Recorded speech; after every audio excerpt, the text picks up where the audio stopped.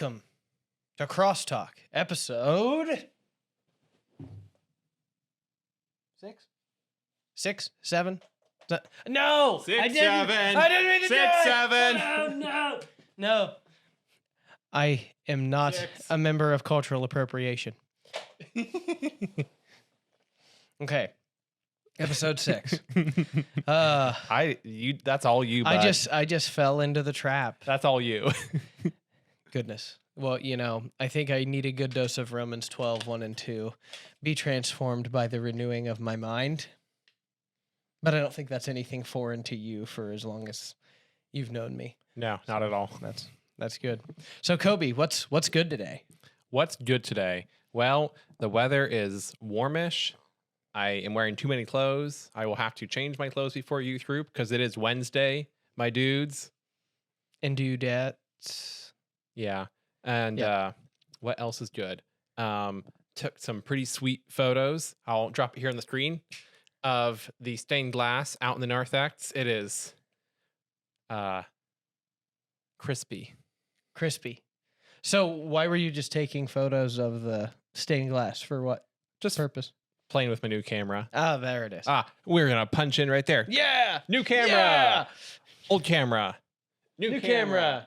Old camera. It's like it was a really dumb comedy from the early 2000s called Night at the Roxbury with Will Ferrell and Mark Wahlberg. Okay. And they were doing this thing with a song, and they'd turn this way, and the guy's head would do this when they were turned this way, and the guy's head would do this when they were turned this way to the beat of the song. So that's kind of what that reminded me of at that particular moment. This is also the camera now where if you've seen The Office where Jim is always just like staring at the camera to react. That's that camera. This is now that camera, at least for this week, if I decide to keep both of them. Sweet. We'll see. But there's also GoPros. Maybe I'll put one like up here or something here in a couple weeks and have like a top-down shot. Just stare at it. We're going to give you guys all the angles. All of the angles of everything there is. Crosstalk, cross community church, and anything in between. All other good things happening. The doors have been sanded lightly for the education area for our kids men. And I pulled some hardware off the doors and the door frames. Karen if she hasn't started painting, she's going to be painting anytime now. Greg, and Linda are all painting right now. Okay, they are painting right now. We are going to be in that room before Christmas. Yeah. Woo! Probably before Thanksgiving. Hopefully. That'd be great. But not before Hamsgiving. Hamsgiving this Sunday. Still haven't thought about what I'm going to make, but I bet you have, and you better. So oink. Make sure that there is some piece of that delicious pork rinded, skinned, hoggin thing in something that you're cooking. Please bring it and invite a bunch of friends to come. It's a really good time just to get to know our people and should be a wonderful, wonderful time with Hamsgiving this week. We're also having a safety meeting. We are. Right after church this coming Sunday. It will be exciting, but much less exciting than Hamsgiving. Yeah. It'll make all of us feel more on the same page about emergency procedures and safety policies and things like that. And it will maybe be 15 or 20 minutes, way shorter than that long-winded preacher who gets up on that stage every week and puts everybody to sleep. I feel like that's all we really have in terms of announcements. Yeah. But we have some questions that I've been asking you and some people on staff and my wife.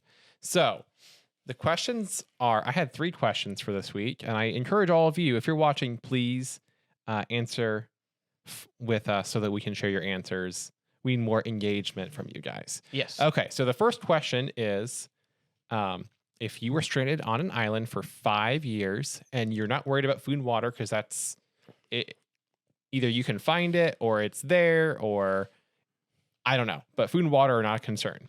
What are the 3 entertainment items you would want to have until you get rescued? So you've got 5 years, and you have to entertain yourself. So I'll go down the list of who said what, and I'll let you answer at the end. I don't actually have any answers. I spent more time asking people than thinking about it myself. Anyway, my wife said a TV, a game console, and her Amazon Kindle. Karen said a swimsuit, a towel, and a good book. Linda said her husband, the Bible, and her dog Buddy. Those are really good answers.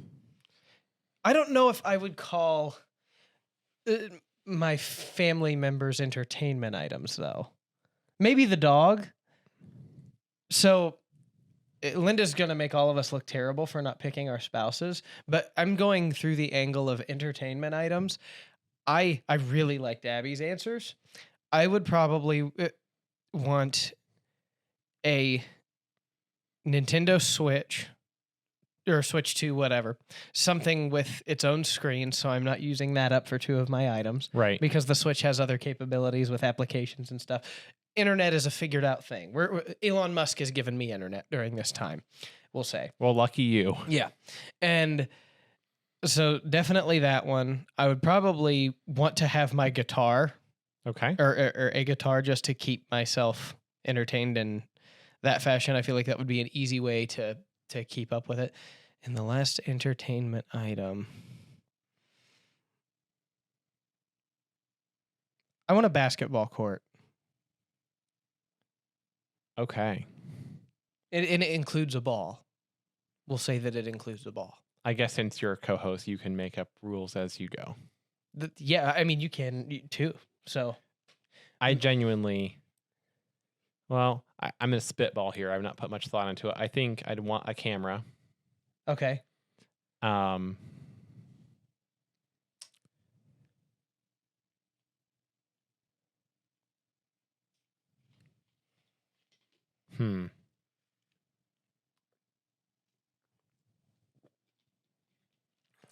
I personally don't own a Kindle, but a Kindle or an iPad with, lots of reading materials available to me would be good.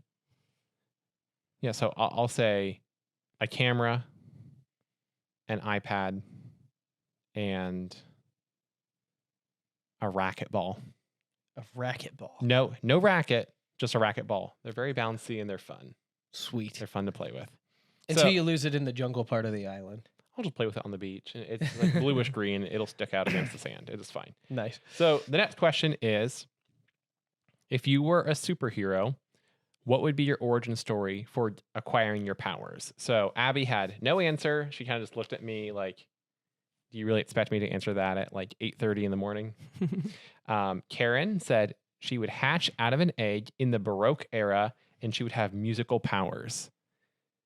Linda That's a was much fantastic more answer. creative, even more than Karen was. She would be at a lab doing behavioral research on animals, and a storm would roll in and a zap of electricity would zap a vat of chemicals, and she would get splashed by the chemicals, and all that combined would give her the ability to talk to animals and communicate with them. That's a heck of an origin story. Oh yeah. She probably stood there at least a minute, like putting it together and telling me what she wanted to do. Yeah. Oh, an origin story. Have you put much thought into this? I know that I want to fly. I don't know how yet. Okay. I don't know what my superpower would be necessarily, but I feel like it would be involved similar to Linda somewhere, not a lab, but in my house. I'm a type 1 diabetic, so I feel like it would have to involve some form of mutation of insulin and myself into something. Maybe I'll be diabetes man or something. Okay, Wilford. Yeah, Wilford Brimley. And I have diabetes. Anyway, rest in peace. Okay, I lied. I'm changing my answer. I want to be Spider-Man. Cartridges. Load them up, depending on which iteration of Spider-Man you get. So I'm sure this is above the heads of a lot of people watching, but more so in Marvel than in DC, there's a multiverse theory that there's infinite universes or realities of sorts where, there are canon events that happen to everybody, blah, blah, blah. And so the canon event of Spider-Man is that he or she is bit by a spider and gains powers like a spider. We're going to say that in this current universe that we live in, that I'm going to be bitten by a spider tomorrow and I'm going to become Spider-Man. But it's a radioactive spider that was made in a lab, right? Yeah. Yep. Yeah. Okay. That's what I thought. Well, that is the most common one. I don't know if that's the exact. I base most of my Spider-Man doctrine, I guess, on the 1994 to 98, The Amazing Spider-Man animated series, Sure. because it was pretty tight. Yes, very good. So If you want a cartoon to watch the 90s animated Spider-Man on Disney Plus. yeah, and you know who won't watch it? Greg Mosier. Oh, yeah. Because he hates cartoons. Greg Mosier hates cartoons. Yeah. So if you need to torment Greg to get information out of him or something like that, force him to watch cartoons. All right. And then our last question is, what is a weird or bizarre smell you enjoy smelling? Abby said alcohol wipes. Okay. Karen said Limburger cheese. Ew. And Linda said gasoline because it reminds her of Doug. He's been a mechanic for forever, so yeah. Do you have yours? I know what mine is, and I'm gonna get like completely mutilated for it, I'm sure. I don't know what mine is, but I think your favorite smell is bologna fried in a cast iron pan. Oh, get out of here. No. I actually enjoy the smell of driving up to a farm and smelling like pasture cow manure, the grass-fed stuff. Okay. It's very it's not invasive like any other manures that exist. And Okay. it smells like a farm, and I love farming. Okay. Speaking of farming, we need to tell the pumpkin story. It's not really a farming story, but you go ahead. You're the best teller of this story. I'll let you just roll at it. Okay. And all right. Because I've been asked by a few people about the pumpkin story because I mentioned it and I've been putting it off. And now for perpetuity, I will have a recording of me telling the whole story. So I want to warn you. Guard your heart above all above all things, you know. Okay. Guard your heart above all things. So this would have been senior year of college. Brad and I were living at Huntington University in Wright Hall on the second floor on the short wing. Well, Brad lived in the armpit, but I lived on short wing. It had the largest room, and my room was awesome. But I had a position as basically a floor chaplain that allowed me to have that room. So. And I believe there was a harvest party or a Halloween or a fall party at some point. Right. And there had been some nice large pumpkins, daintily, nicely painted in very nice calligraphic script with the year 2019 on them because it was October/November of 2019. And then it looked like it had been Mod Podge or lacquered or something and kind of like sealed. So it was going to last a whole lot longer than the average pumpkin on your front porch. Mm-hmm. It ended up, for some reason or another, in front of his room next to his doorway. And it sat there for a little while.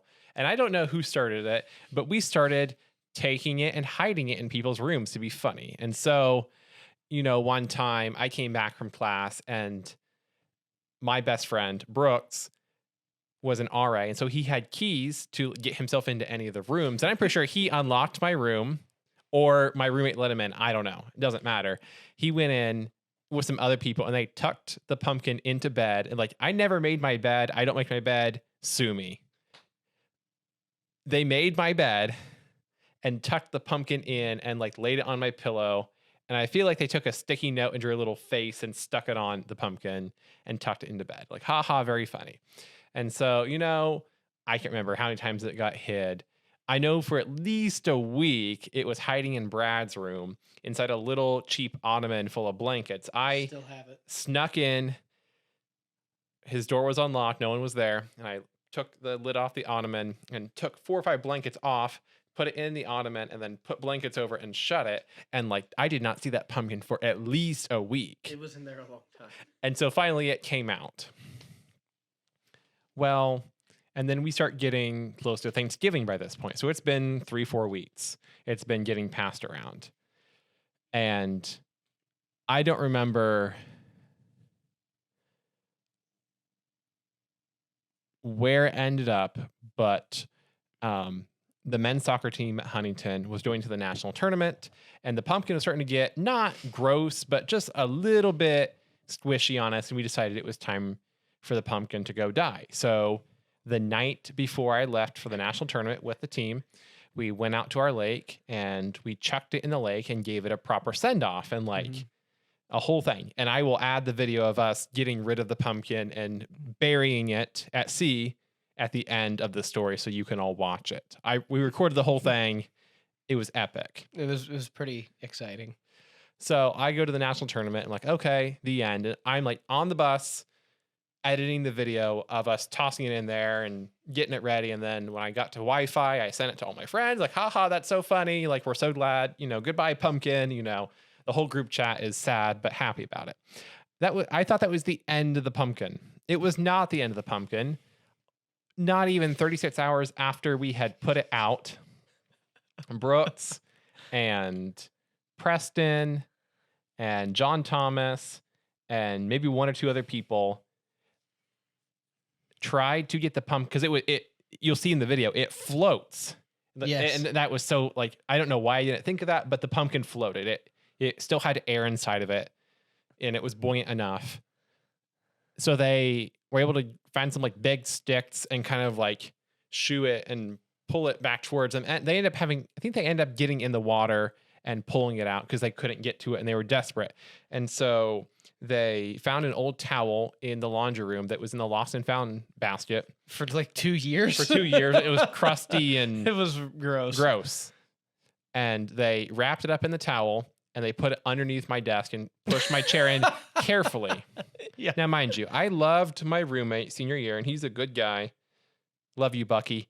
But he was a runner, and he wasn't a smelly guy, but he was bad about washing his dirty clothing after he'd had a workout. And mind you, it was wet and cold and muddy by this point. And so he has musty, mildewy clothes, and he's not great about washing his clothes. So it wasn't uncommon for our room to smell a little stinky sometimes if he was behind on laundry. I come back from the tournament and we had lost tragically, and I was kind of upset because I really thought I was going to go to California the next week with them for the rest of the tournament. And so I'm upset and I walk in the room and oh, it stinks in here. Gross, whatever. So I put my stuff down, I'm getting unpacked, and I need to get started on some work for video wise for the soccer team. And so I pull out my chair and I get this huge waft of just awful, rot, rancid rot smell. And I go, ugh, what is that? And I look underneath the desk. I'm like, oh my gosh, the pumpkin is back. And I screamed, not like a girl, but just what the heck? As loud as I can, and our door was open. People were and I can hear people down the hall snickering, he, they're waiting for me to come back. They knew, at some point I had to come back. They anticipated this moment. And so they're snickering down near Brad's room, and they run away. I'm like, what the heck? And I was just not happy with them. So I picked it up in the towel, and it was getting really squishy by this point, and it was starting to kind of collapse and do its thing that pumpkins do. And I set it on a chair inside the study lounge. Now, it was a wooden smooth surface chair that was new that year. Tell them about the study lounge. Describe the study lounge before the pumpkin came. It's just a small room, open windows everywhere. There's one particular table with a couch in the back, and then there's this chair that was sitting in there. I actually think the chair might have came from somebody's desk in one of the rooms. You're forgetting the most critical detail about the study lounge. What was the study lounge always like, no matter what? I mean, it was always kind of smelly and musty, but it was consistently 85 degrees or hotter year round in there. Oh, that's true. Yeah, that one was always hot. It was like an oven. Yeah. And so we put it in there. I put it in there and just walked away. Well, so I come back. So, we have a couple more days of classes, and then it's Thanksgiving break. So we leave Tuesday night or Wednesday morning. And I figure, the cleaning ladies will take care of it. They'll throw it away. Come back from Thanksgiving break. It's still there and it's rotting more. No one does anything about it. I'm sure the cleaning ladies looked at it and go, nope, not our job. And all of us went, nope, not our job either. Right. And so we have 2 or 3 more weeks of classes and finals and Christmas break. go home for Christmas break. And I'm like, surely the pumpkin will be gone. And I'm texting with people and I'm like, we're like taking bets. How much longer will the pumpkin be there before someone does something about it? Go back from Christmas break. It's still there. And so this is where it gets gross. So if you're squeamish, tune out for a couple minutes. Finally, we come back for J-term after Christmas break, and we're like, oh my gosh, like we open the door and like, and I had to shut the door and we're like, nope, don't go in there. It's been baking at like 80 degrees for like time. 3 weeks. And no one had opened the door in 3 weeks. And so it just like, I can't believe that nothing was like growing off of it at this point. It was dark, warm, and a little moist in there all the time. So bad. So we picked up the whole chair, like 2 or 3 of us. It wasn't heavy, but we were like trying to keep it stable and balanced. And so we start to carry it down short wing, because at the end of short wing across the hall from my room is the stairwell that takes you all the way down to ground level, and then there's I think it's 32 steps to the ground. I used to count it. I think it's 32 steps. So we get 29 to 30 steps of the way down slowly. It took like 4 guys were on it. Right. So like on average, if you're a spry young college student, it'd probably take you a minute to go at a normal pace, a minute to climb the stairs to where we started from. It took us 7 or 8 minutes to slowly like inch our way down and try to keep it low, because it's like kind of like sloshing around on the towel and like inside of itself. And it's like, it's flat by this point, and it's stinky. Yep. And we get, again, 2 or 3 steps from the bottom. And I don't remember what happens, but someone loses their balance or loses their grip on the chair, and onto luckily it was a concrete floor right in front of where the campus police officer's office was, right in front of his door. So luckily it had started to snow, so they'd put snow shovels out for us. So we like scoop up some of it and like chuck it in the bushes, because it's like below 0 by this point. So like it's not going to stink once it freezes. It'll be, it'll be done. And we were joking like, oh, maybe the pumpkin seeds will like grow here in this bush, and like next year, like there's pumpkins. There're going to be pumpkins growing in this bush. That'd be really funny.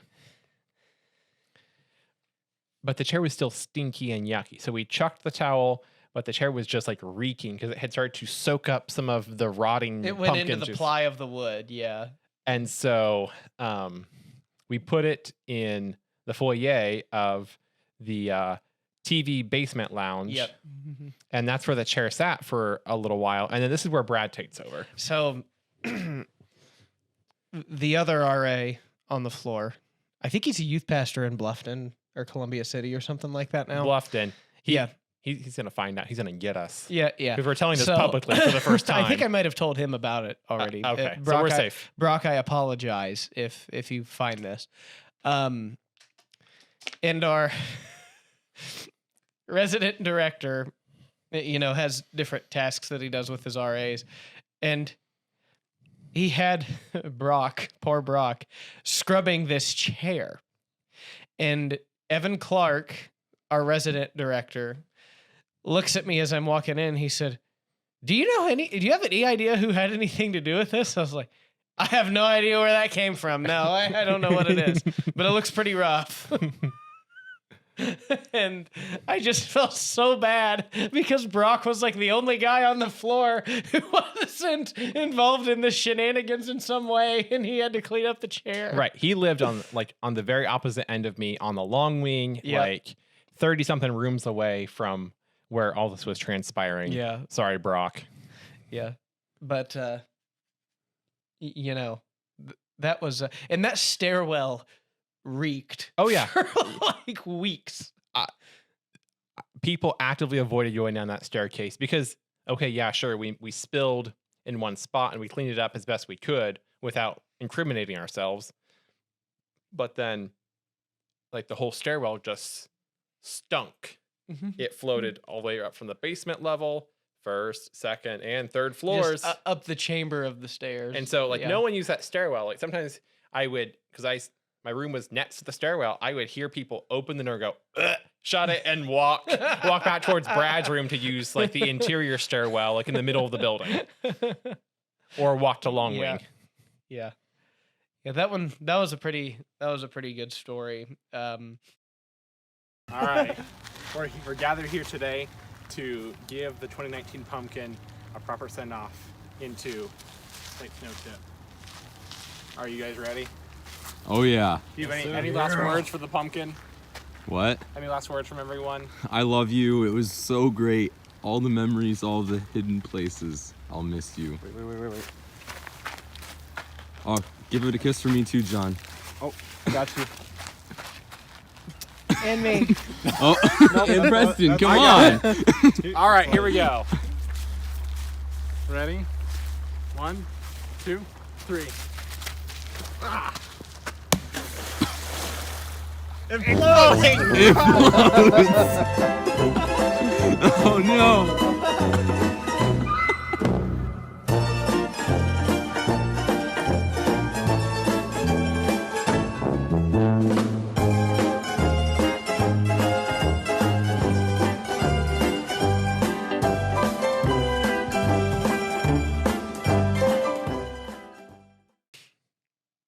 I promise we learned things too. I mean, either that or, another really sorry that they hired a couple of nincompoops like us to do ministry things. But I learned that I should throw my pumpkins away, and I learned how to do what I'm doing right now. That's all I learned. yeah, yeah.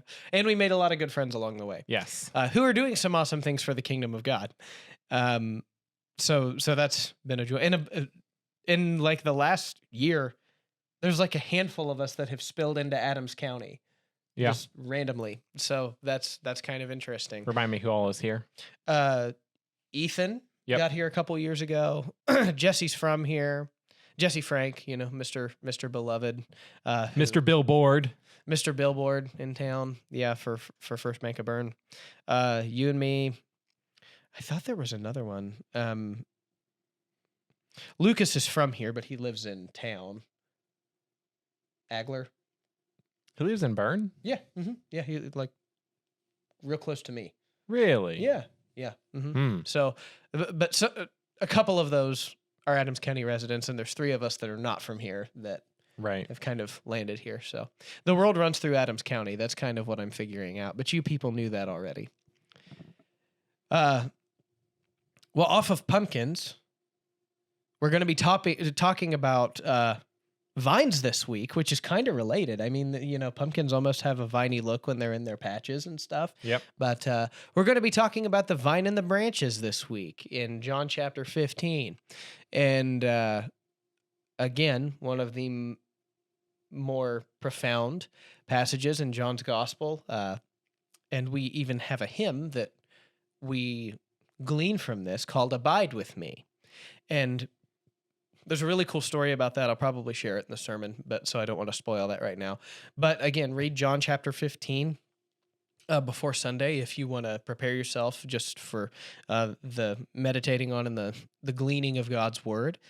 And back to last week, we just came out of the parable. Oh, well, it was disputed whether or not it was a parable of the Good Shepherd. So, Coby, any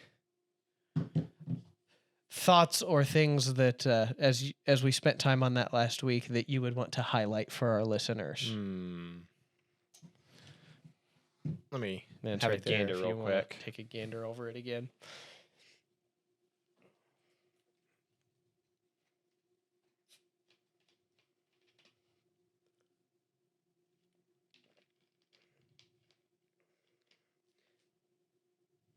And with the Good Shepherd passage, I think I mentioned last week, the heart of God towards his people and the pursuit of his people in that passage is absolutely magnificent. And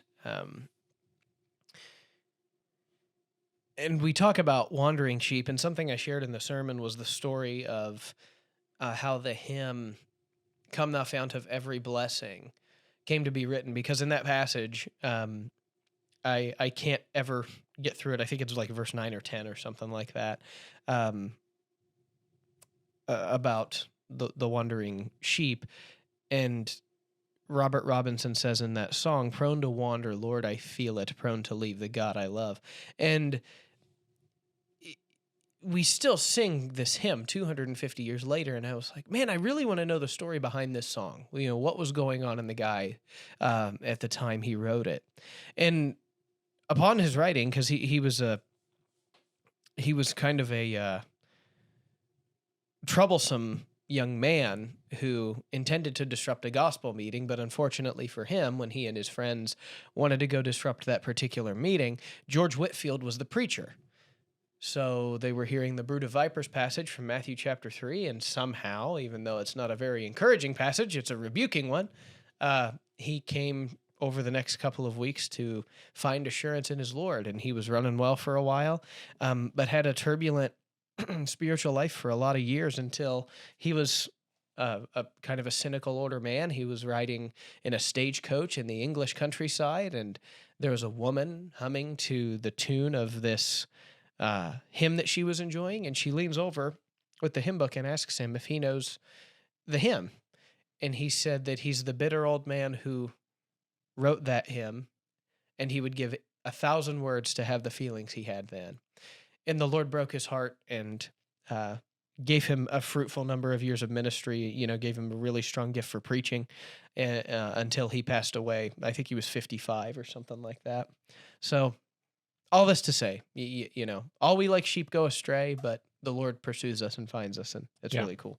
So I've got two thoughts when you talked about George Whitefield. I think that the first draft of You Don't Mess Around with Jim was actually called You Don't Mess Around with George. Oh, really? I think so. Okay. That's my fib of the day. But that's your fib of the day. that's what I thought of. I've been watching a lot of Stranger Things, and that's kind of Hopper's theme song when he does stuff. Yeah. Anyway, I don't have a ton to say about it. The sermon was good, but I really like verses 9 and 10, which is, "I am the door. If anyone enters by me, he will be saved and will go in and out and find pasture. The thief comes only to steal and kill and destroy.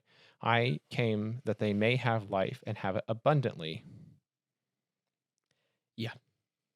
Yeah, it's such a rich passage. The whole chapter really is. I love that. Incredible.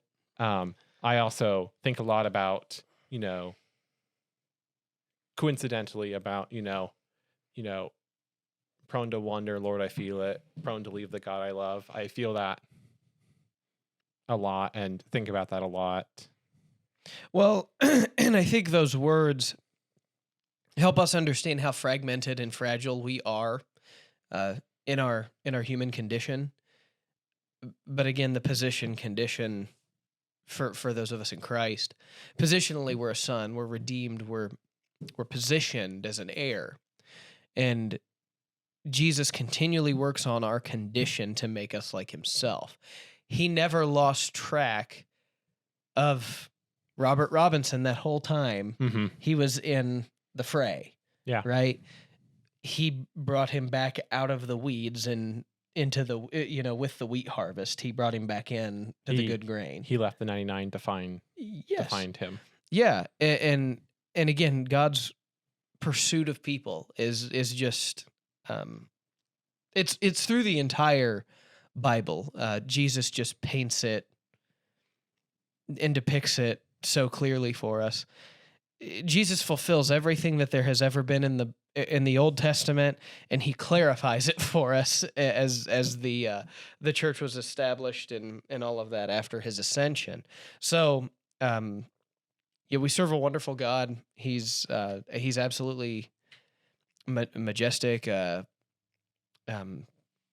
mysterious in the ways that he decides to do things. And for us, it's just a joy to be a part of the journey. I think, I think the hardest thing, for a lot of us is we can't always see the next.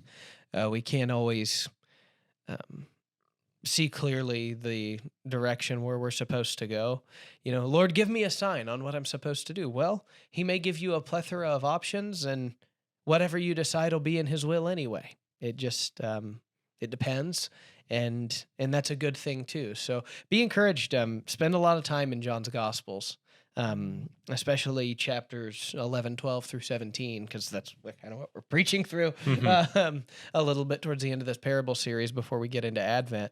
But yeah, I mean, it's just been, this whole parables sermon series has been just a real joy, spending an entire calendar year on the kingdom of God, what the kingdom is like. I think that's just been a really rich thing to dwell on. So, and we will continue to dwell in the scriptures, no matter what our sermon series are. We're always going to be loaded with scripture. So what I'm hearing is that after Advent, come first of the year, I'm going to be taking up the Veggie Tales and adapting it for Sunday mornings mornings. If you want to take a 12-week series on Veggie Tales, I can give you 7 weeks. That's what I have. You have a 7-week thing written It's up? not all written, but I have. Oh, okay. I have 7 Bible stories that I am comfortable showing and expanding on and unpacking and discussing through the lens of Veggie Tales. Through the lens of Veggie Tales. You got to give the lessons and the discussion guides to Phil Vischer when you're done. Sweet. This week, tonight we're gonna watch Josh and the Big Wall. Ooh. This would be the Battle of Jericho? Yep. Okay. Yeah. It's a very nonviolent attack in real time. Yeah. As I was preparing for it and reading the actual scripture, I had totally forgotten about Rahab and all that. And so sure, VeggieTales did not bring up Rahab at all. And how do you explain Rahab for VeggieTales anyway? Well, have you seen the David and Bathsheba episode of VeggieTales? King George and the Ducky? King George and the Ducks. He has all of these ducks, but he wants the one duck in the kingdom that he doesn't have. Rubber duckies. Yeah. Yeah. It was a very creative way to tell that in the principle of the story without, talking about the affair and then where David kills his good buddy to cover up his face. Well, and last week we covered Esther, and there's nothing the story of Esther is a little less perverse and sexual versus David and Bathsheba, but like VeggieTales kind of just like glossed over the whole fact that like Esther was in a harem and that it was apparently acceptable at the time for the king to just like sleep with all the women he had picked out and then just like choose one after he decided he was done. Yeah, sleeping around with them. Yeah. Well, and again, this was a so instead of worldly kingdom, right? I mean, this was was this the Persians? Yes, in the city or the citadel of No, Susa. it would have been the Assyrians. It was in Susa. Is where his palace was. I'm terrible. I'm butchering. I'm pretty sure right it's now. Persia. Well, Persia would have been after Babylon. Who was and the king was Xerxes. That's what I thought.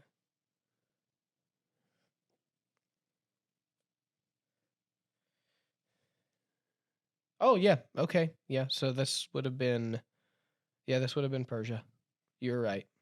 I'm not as dumb as I look. I'm dumber than I look.